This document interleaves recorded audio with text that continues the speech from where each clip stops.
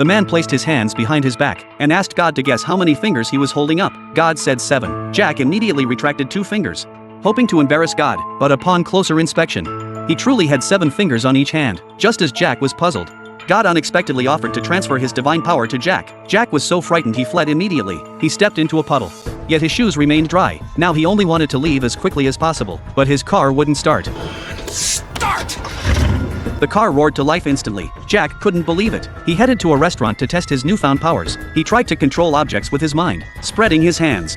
The tomato soup began to boil violently. A sudden whirlwind swirled around him, and the soup truly split in two. Jack finally believed he possessed divine power. He had become a god himself, walking with a gust of wind trailing behind him. With a flick of his fingers, a fire hydrant became a fountain. Any clothes he desired, he simply closed his eyes, and they instantly appeared on his body. A casual tap burned off the price tag. Jack relished this new life. Suddenly he encountered thugs who had bullied him before. He walked over, demanding an apology. Instead, everyone burst into laughter. Billy said, "If a monkey can crawl out of my butt, then I'll apologize to you." No sooner had the words left his mouth than Billy sensed something was wrong. A monkey truly darted out from his crotch, terrifying his henchmen into fleeing. Jack opened his mouth, and countless insects flew out, biting the thugs until they scattered. Then, he told the monkey to return whence it came. Thus Billy faced tragedy once more.